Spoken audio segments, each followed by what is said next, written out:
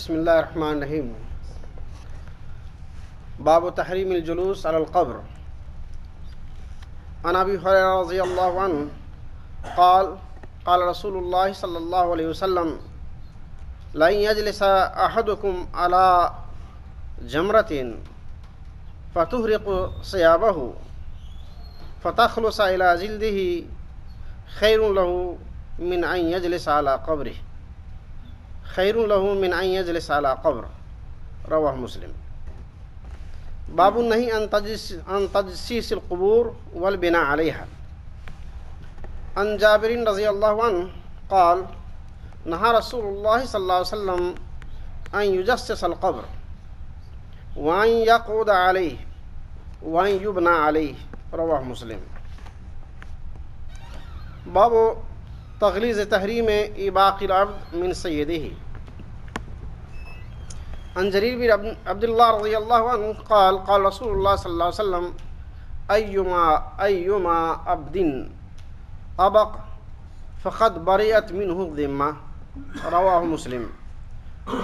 وعنہ عن النبی صلی اللہ علیہ وسلم اذا ابق العبد لم تقبل له صلاۃ.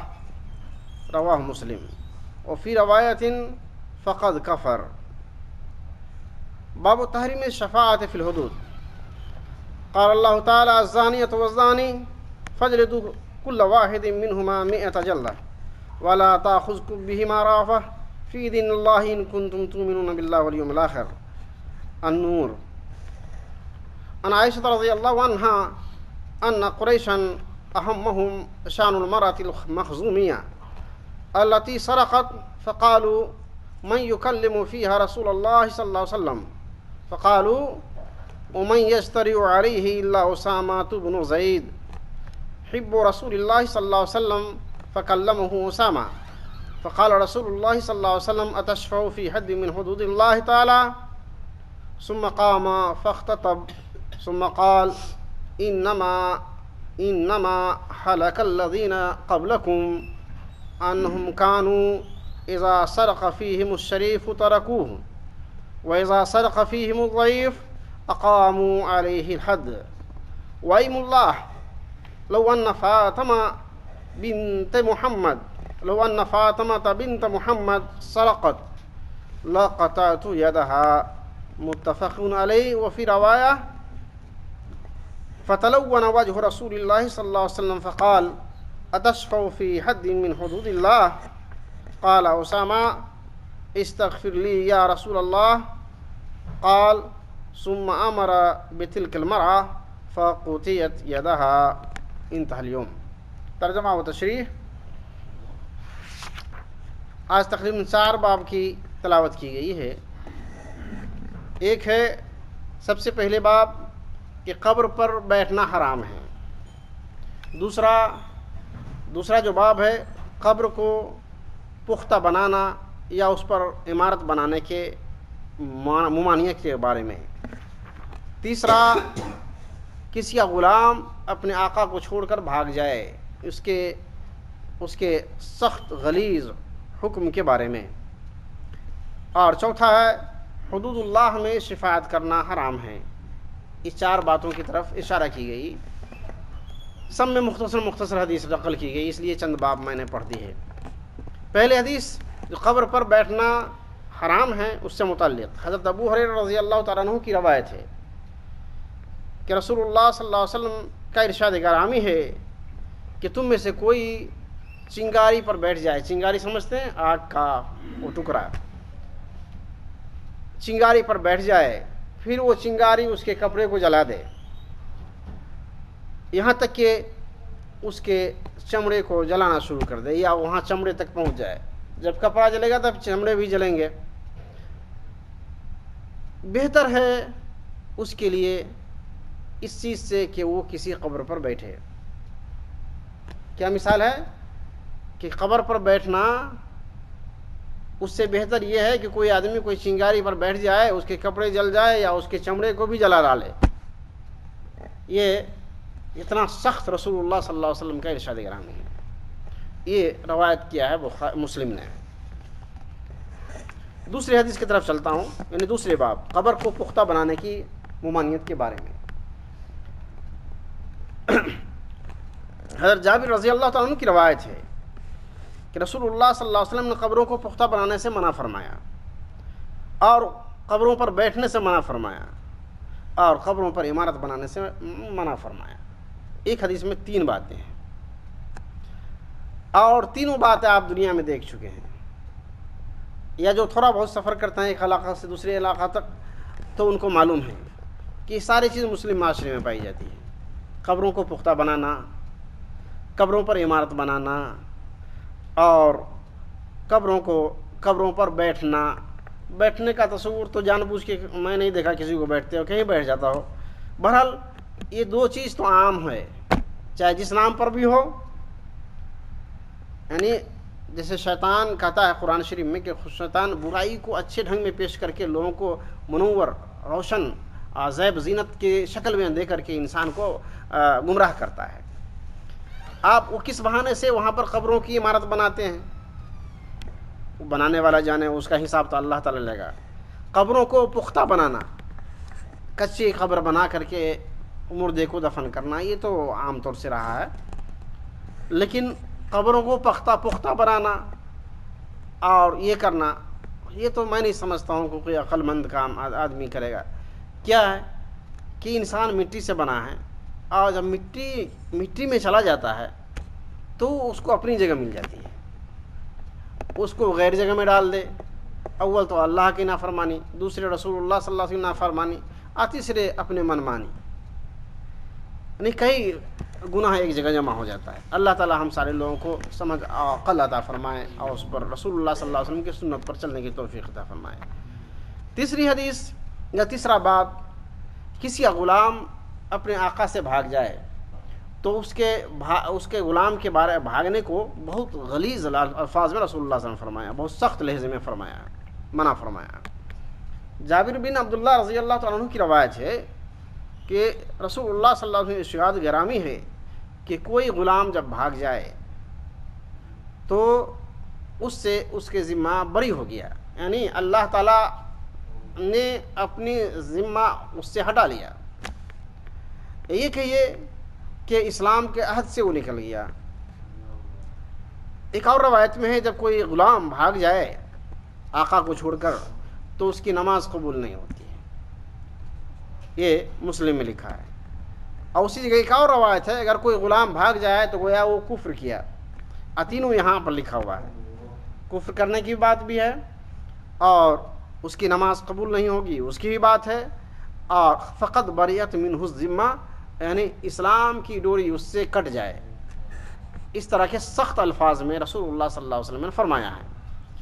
تو پہلے غلام کا تصور ہوتا تھا کہ لوگ انسان کو جو غلام ہوتا تھا اس کو خریدتے تھے پیسوں کے ذریعے سے، تو یہ تصور الحمدللہ ختم ہو گیا ہے اور رسول اللہ صلی اللہ علیہ وسلم کے زمانے میں بھی ختم کیا گیا، لیکن اس کی شکل دوسری تھی. اس کی شکل ایسی تھی کہ بہت سی حدیث پیچھے ہم لوگ پڑھ چکے ہیں کہ رسول اللہ صلی اللہ علیہ وسلم کی خدمت میں کوئی آ کے کہا کہ ہم نے اپنے غلام پر غصہ آیا تو میں نے مارا، تو رسول اللہ صلی اللہ علیہ وسلم نے فرمایا تم اس غلام کو آزاد کر دو. یعنی غلام پر ظلم زیادتی ہو گئی تو آپ اس کو آزاد کر دو. یعنی غلام کو انسانیت کے ساتھ اگر تم سلوک نہیں کر سکتے ہو تو اس کو آزاد کر دو. یہ مشہور واقعہ ہے حضرت عمر رضی اللہ تعالیٰ عنہ کہ جب فلسطین فتح ہوا تھا حضرت عمر بھی جا رہے تھے ایک اونٹ پر اور اسی اونٹ پر ان کا غلام بھی جاتا تھا، لیکن اس کی مدت مقیر تھی. اتنی مسافت تک حضرت عمر چڑھیں گے جو خلیفہ وقت تھے، بادشاہ وقت تھے، اور وہ اس کے بعد اتر جائیں گے اور اس کے بعد ان کا غلام سوار ہوگا اور ایک اونٹنی کا نکیل پکڑ کے جو ہے بادشاہ وقت چلیں گے آگے. یہ طے تھا ان میں. اگر ایسا سلوک کر سکتے ہیں تو کوئی غریب آدمی غلامی کو پسند کرے گا، لیکن کاش ایسا مالک بھی مل جائے جو حضرت عمر رضی اللہ تعالیٰ عنہ کی طرح ہو. تو آخری حدیث کی طرف چلتا ہوں. اس میں بھی بہت مختصر حدیث ہے، ایک ہی حدیث بہت معروف سی حدیث ہے جو بخاری مسلم میں بھی ہے اور یہاں نقل ہے بخاری مسلم کی. حدود اللہ میں شفاعت کرنا، شفاعت کے مطلب سفارش کرنا کسی کے بارے میں. حدود اللہ سے مراد اللہ کا جو جس میں حکم ہے، جس کا اللہ کا جس میں حکم ہے، اس فیصلے کے خلاف اگر کوئی سفارش کرتا ہے اس کے بارے میں. اس کے بارے میں تو جو یہاں چونکہ جو آیت آگے آئی ہے وہ جس کے بارے میں آئی ہے اس کے مطابق وہ حدیث بھی آئی ہے. آیت ہے سورہ نور کی آیت نمبر 2 کہ زنا کرنے والے عورت اور زنا کرنے والے مرد دونوں کو جلد کرو، کوڑے مارو، اور سب کو 100 کوڑے مارو. آپ مارنے میں اللہ کے دین کے نفاذ میں، یہ اللہ کا دین حدود اللہ کے نفاذ میں کوئی ہمدردی نہیں. اللہ تعالیٰ فرماتا ہے لا تاخذکم بہما رأفۃ، اس عمل کرنے میں، اس سزا دینے میں تمہیں رحم دلی سے کام نہیں لینا ہے. ان کنتم تؤمنون باللہ ورسولہ، ان کنتم تؤمنون باللہ والیوم الآخر، اگر تم اللہ مانتے ہو اور آخرت پر ایمان رکھتے ہو. تب اگر ان دونوں چیزوں پر ایمان ہے، اللہ پر اور آخرت پر ایمان ہے، تو اس کے دلوں میں گناہگاروں کے خلاف تعاون نہیں ہوگا، گناہوں کا سپورٹ نہیں ہوگا، گناہگاروں کو چاہے گا کہ اس کو سزا ملے. گناہگاروں کو اگر مسلمان کے دل میں یہ بیٹھ جائے کہ اللہ اس کے رسول پر ایمان، جیسا کہ اللہ نے کہا یہاں پر ان کنتم تؤمنون باللہ والیوم الآخر، اگر تم اللہ پر ایمان رکھتے ہو اور آخرت پر ایمان رکھتے ہو تو ضرور تمہارے دلوں میں گناہگاروں کو سپورٹ نہیں کر سکتے. جو گناہگاروں کو سپورٹ کرتے ہیں اور اس کی زندگی کو بچانا چاہتے ہیں تو کیا ہوا، بھلائی کرتے ہیں. اپنے لیے تو اللہ کے ہاں گنہگار بن رہے ہیں، دنیا میں معاشرے کو بگاڑنے میں بھی مدد کر رہے ہیں. لہذا گنہگاروں کو اور کرمنل کو چاہے جس بھی لحاظ سے بھی ہو، اپنا ہی بندہ بھائی کیوں نہ ہو، ہرگز سپورٹ نہیں کرنا. اپنا بندہ بھائی ہے تو اس کو آپ سمجھائیے، اور اگر نہیں سمجھا سکتے تو سپورٹ مت کیجیے، ورنہ آپ بھی گنہگاروں میں چلے آئیں گے، ظالموں میں شامل ہو جائیں گے. تو گویا اس آیت کی تشریح آپ نے سنی کہ زنا کرنے والے مرد اور عورت دونوں کو 100 کوڑے مارے جائے. اگر شادی شدہ نہیں ہے تب، اگر شادی شدہ ہے تو اس کو سنسار کریں گے، یہاں تک ماریں گے کہ وہ مر جائے. یہ قرآن کا حکم ہے، اللہ کا حکم ہے. آگے چلتے ہیں. ایک حدیث ہے، حضرت عائشہ رضی اللہ تعالیٰ عنہ کی روایت ہے کہ قریش کو ایک مخزومی عورت کے معاملے نے، جس نے چوری کا ارتکاب کیا تھا، پریشانی میں مبتلا کر دیا. کیا پریشانی میں مبتلا کر دیا؟ قریش میں رسول اللہ صلی اللہ علیہ وسلم جو خاندان تھا قریش، اسی خاندان میں ایک مخزومی عورت، ایک قبیلہ مخزوم کی عورت تھی. اس عورت نے چوری کی تھی. اب رسول اللہ صلی اللہ علیہ وسلم کا قانون وہی تھا جو اللہ کا قانون تھا کہ اس کے ہاتھ کاٹے جائیں. تو سارے قریش والے بڑے بڑے سرداروں کو فکر لگ گیا کہ ایک تو شریف زادی ہے، اس نے چوری کی، اس کو کیسے بچایا جائے. تب لوگوں نے سوچا کہ شارٹ کٹ راستہ سے چلو جو مؤثر بھی ہو اور کام بھی نکل جائے. شارٹ کٹ راستہ ہر زمانے میں لوگ آسانی کھوجنے کی کوشش کرتا ہے. رسول اللہ صلی اللہ علیہ وسلم سے تو کوئی بول نہیں سکتا ہے، بات کر ہی نہیں سکتا ہے.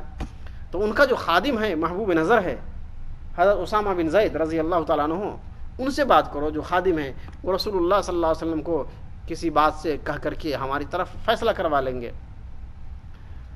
جیسا وہ لوگ سمجھتے ہیں کہ عام پولیٹیشین ہوتا ہے، عام پارٹی والا ہوتا ہے، عام بادشاہ ہوتا ہے، ان کی رائے بدل جائے گی. تو بہرحال حضرت اسامہ نے یہ بات رسول اللہ صلی اللہ علیہ وسلم سے کی. تو رسول اللہ صلی اللہ علیہ وسلم نے فرمایا کیا تم اللہ کے حدود میں تم سفارش کرتے ہو؟ پھر رسول اللہ صلی اللہ علیہ وسلم کھڑے ہوئے، یاد رکھنے کے بعد یہ حدیث یاد رکھنا. پھر رسول اللہ صلی اللہ علیہ وسلم کھڑے ہوئے اور خطبہ دیے، بیان کیے. وہاں پر سب سے پہلا جو رسول اللہ صلی اللہ علیہ وسلم نے بیان کیے کہ تم سے پہلے لوگ ہلاک ہو گئے، اس لیے کہ ان میں جب شریف لوگ چوری کرتا تھا تو اس کو چھوڑ دیا جاتا تھا، اس میں سے ضعیف لوگ، کمزور لوگ اگر چوری کر لیتا تو اس پر سزا اور حد قائم کی جاتی تھی۔ کیا فرمایا رسول اللہ؟ یہ بات نوٹ کرنے کی بات ہے کہ رسول اللہ صلی اللہ علیہ وسلم فرمایا جب خطبہ دیے تو اس میں سب سے بڑا پوائنٹ کی بات یہ بولے کہ تم سے پہلے والی قوم ہلاک ہو گئی، برباد ہو گئی، دنیا سے مٹ گئی۔ اس کی خامی کیا تھی، اس کی بیماری کیا تھی کہ جب شریف لوگ، بڑے لوگ، دولت والے لوگ اگر یہ لوگ غلطیاں کرتے تھے تو لوگ اس کو چھوڑ دیا کرتے تھے۔ یہاں تو صرف چوری کا لفظ آیا ہے، اگر چوری کرتے تھے چھوڑ دیتے تھے، اور اس میں سے کمزور لوگ اگر چوری کر لیا تو اس پر سارے قانون نافذ ہوتے تھے، جیسے آج بھی ہوتا ہے۔ سارے قانون جو گورنمنٹ بناتی ہے غریبوں کے لیے بناتی ہے، کمزور کے لیے بناتی ہے، طاقتور طبقہ آج بھی بڑھ جاتا ہے، وہ قانون ایسے انداز سے بناتا ہے کہ وہ ان پر نافذ نہیں ہوتا ہے۔ اور لیکن اللہ کا قانون کسی طاقتور، کسی بادشاہ، کسی غریب کے لیے الگ الگ نہیں ہے، سب کے لیے برابر ہے۔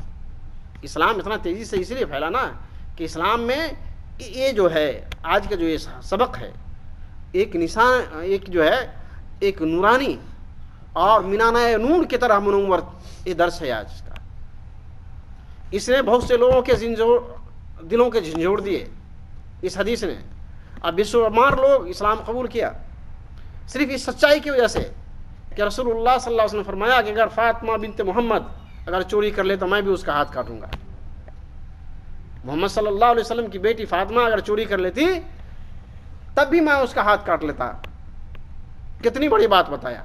آج تک رسول اللہ صلی اللہ علیہ وسلم کے خلاف دنیا کی تاریخ میں کسی نے یہ جملہ نہیں کہا ہوگا جو رسول اللہ صلی اللہ علیہ وسلم نے فرمایا۔ یہی ایک رسول کے رسول ہونے کی شہادت ہے، ایک اچھا قانون کے اچھا قانون ہونے کی یہی شہادت ہے کہ قانون بنانے والا اپنی اولاد کے خلاف بھی وہی ایکشن لیتا ہے جو عام انسان کے خلاف لیتا ہے۔ یہی اسلام کی سچائی ہے۔ یہ حدیث بخاری یا مسلم دونوں جگہ لکھی ہوئی ہے۔ ایک روایت میں ہے کہ رسول اللہ صلی اللہ علیہ وسلم کا چہرہ بدل گیا جب وہ اسامہ بن زید نے جب خبر دی کہ لوگ چاہتے ہیں کہ اس رائے کو بدل دیا جائے، اس کو جو ہے ہاتھ نہیں کاٹا جائے بلکہ کوئی دوسری سزا دی جائے، اس طرح سے جو ہے اس کی شرافت بھی بچ جائے، اس کی عزت بھی بچ جائے، اس کے ناموس بھی بچ جائے، اور جو ہے دوسری سزا بھی ہو جائے اس کو۔ انہیں اللہ کا قانون نافذ ہو رہا ہے، وہاں پر کوئی شفاعت نہیں۔ تو رسول اللہ، دوسری روایت میں ہے کہ رسول اللہ صلی اللہ علیہ وسلم کا رنگ بدل گیا اور کہا اے اسامہ کیا تم اللہ کے حدود میں سفارش کرتے ہو؟ پھر اسامہ نے فرمایا کہ اے اللہ کے رسول، آپ ہمارے لیے مغفرت کی دعا کیجیے۔ پھر رسول اللہ صلی اللہ علیہ وسلم نے حکم دیا کہ اس عورت کا ہاتھ کاٹ دیا جائے۔ لاسا اس کا ہاتھ کاٹا گیا۔ کہتے ہیں ثم امر بتلک المرأة فقطعت يدها، تو اس عورت کو حکم دیا لوگوں کو کہ اس کا ہاتھ کاٹ دیا جائے۔